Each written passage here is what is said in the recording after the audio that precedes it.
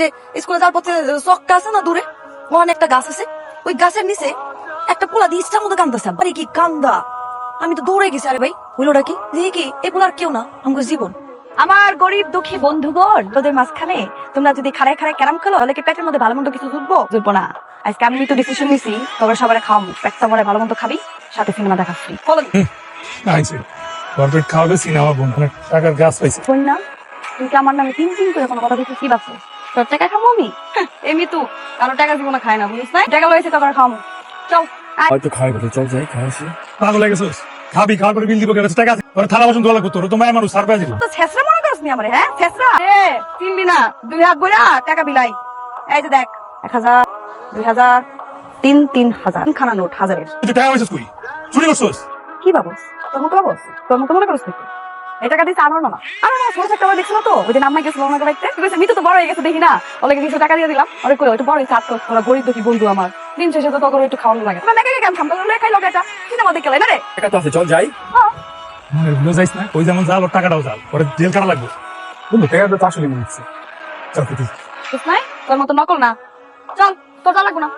তুই সিনেমা দেখবি, তোর এই স্কুলের ড্রেস পরে সিনেমা দিব না, ঢুকতে দিব না হলে তোরে। তাই না? হ্যাঁ তাই রে, খুব তো বুঝোস তুই আমার এখনো চিনতে পারিস না রে। চিবি না খালি গোর, পরে দেখবি নকশা কেমনে চেঞ্জ হয়। গোর না ওইদিকে, কোন দিক গুলো সব গোর। তোর কত টাকা? এবার ঘুরা টাকা কি বুঝলি? নকশা চেঞ্জ। বুঝছস কি জালিয়াতি? কিসের বাংলা বিড়াল লাগে না, চল। চল। আসসালামু আলাইকুম মোল্লা সাহেব, কেমন আছেন? ওয়ালাইকুম আলহামদুলিল্লাহ ভালো আছি। আপনি কেমন আছেন? আল্লাহর রহমতে আমি ভালো আছি। বাসার সবাই কেমন আছে? আলহামদুলিল্লাহ সবাই ভালো আছে। আপনার বাসার সবার খবর কি? আলহামদুলিল্লাহ আমারও বাসার সবাই ভালো আছে। তা মাস্টার সাহেব, আপনার ছাত্রী মিতু ও লেখাপড়া কেমন চলতেছে? মাশাআল্লাহ খুবই ভালো চলছে, অঙ্কে একটু দুর্বল। কেন অঙ্কে দুর্বল হইব কেন? তো এই যে নাসির বিএসসির কাছে অঙ্কের প্রাইভেট পড়ে, ওগুলো তো নাসির বিএসসি অঙ্কে খুব ভালো টিচার। খালি কি পাস করানোর জন্য পড়াই লইব? A+ পাইতিব না?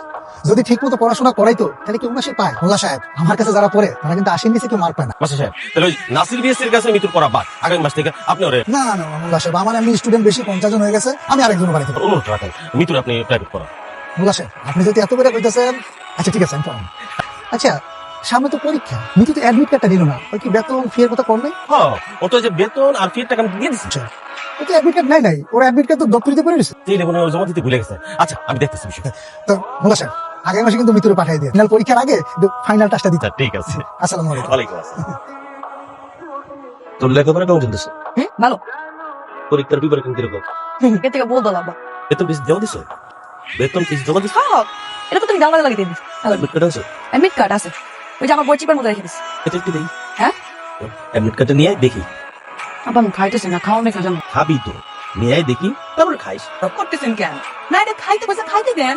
হ্যাঁ রে তো আব্বা খাওয়া নিয়ে চুপ করো তো, তুই নিয়ে আয় আগে, তারপরে খাস। আব্বা মনে পড়ছে, ওই যে আমার বান্ধবী রিয়া আছে না, ওই রিয়া রে সারি হতেছে প্রতি কিছু ইম্পর্টেন্ট টপিক দাগাই দিস। হ্যাঁ ওরা আমি গেছি, আমি যেহেতু ওর কাছে যে বইটার মধ্যে অ্যাডমিট কার্ড আছে না, ওই বইটা দিয়েছি। ওই আবার সুন্দর মতো দাগাই আমার বইটা দিব, তখন আমি তোমার দেখাবো। ঠিক আছে আব্বা? তুই মিশে কথা বলছিস? তুই তো বেতন কিছু জমা দিস নাই। আজকে তোর ক্লাস টিচার হারিফ স্যারের লেখাপড়া দেখা, সেই আমারে কইস। টাকা দিয়ে এটা সারা করছি। হ্যাঁ আসলে আব্বা সত্যি কথা কমু, আমি জানি আব্বা, মানে তুমি এই কথা শোনার পরে আমার কিচ্ছু করবে না, আমি জানি, আমি চিনি তোমার। এই কথা শোনার পর তুমি কইবা যে আমি বাপের বেটির মতো একটা কাম করেছি। তুমি যেদিন আমার টাকাটা দিছো অ্যাডমিট কার্ড জমা দেওয়া লেগে, সুন্দর মতো টাকাটা বাইরের মতো ঢুকা স্কুলে দেখতেছি, এতেছি ওই যে স্কুলে যাওয়ার পথে চকটা আছে না দূরে, গাছ আছে, ওই গাছের নিচে একটা পোলা দিয়ে ইচ্ছা মতো কান্দা। কি কান্দা, আমি তো দৌড়ে গেছি। আরে ভাই হইলো দেখি কি এই পোলার কেউ না, আমার জীবন কান্দা বাসা লাগতেছে। আব্বা এই কি কান্দা, মরা কান্দা। হ্যাঁ কইছে দেখি, আমার তো আর কয় না কোনো কিছুর বিনিময়ে পাই করা যায় না। কি হয়েছে কাইন্দা বাসা লাগছে আব্বা, বিশ্বাস করো। এরপর হাতে পাই 2 ঘন্টা খানি পরে আমার কইলো ওর বাপ, মানে আমার চাচা এক অসুস্থ, রাজরাই নাকি গেটের সামনে এসে দাঁড়ায় থাকে, যে কোনো সময় জানটারে নিয়ে যাবো। খুবই খারাপ অবস্থা, চাচা নাকি চিকিৎসা করাতে পারতেছে না, টাকা পয়সার অভাব, মানুষেরা কইতে পারতেছে না, মান সম্মানের একটা বিষয় না। তো ওর এত খারাপ লাগলো আব্বা, এত খারাপ লাগলো, আমরা জানি না ওরা কি করুন, টাকা পয়সা থেকে পড়াতে পারতেছে না, জিনিসটা কেমন না। ওরা আমার কাছে যে 3000 টাকা ছিল দিয়ে দিচ্ছে, ওই তো নিবো না। আরে ভাই টাকা নিবি না কে, যেমনি হোক ভিজা মিজা টাকাটা দিয়েছি। আমি তো জানি আব্বা তুমি যদি আজও কালো শুনবা, তুমি তখন কইবা। আর পরীক্ষা দেরি আছে না, অ্যাডমিট কার্ড টানতেই পারবো, তুমি তো দিবাই, একটা জায়গায় না 10টা দিবা, আমাকে তার অসুবিধা নেই, এলিগে দিয়েছে। এটা কোনো কথা? এটা কোনো বন্ধুত্ব? তার সুখের সময় শেয়ার করবো, কিন্তু তার দুঃখের কথা আমার করবো না। চলো তুমি কালকে সকালবেলায় জীবন বাসা যাইবা, যায়া এটা দেখে তাহলে তার কিছু টাকা আব্বা কি কইতাছো? আমি দেখে কেমন আছে চাচারে, দেখে তোমার কেমন কেমন আছে? দেবো না। তুমি যাও বিষয়টা ঠিক আছে, আর কইবা যে আমি বিকাল বাসে দেখো।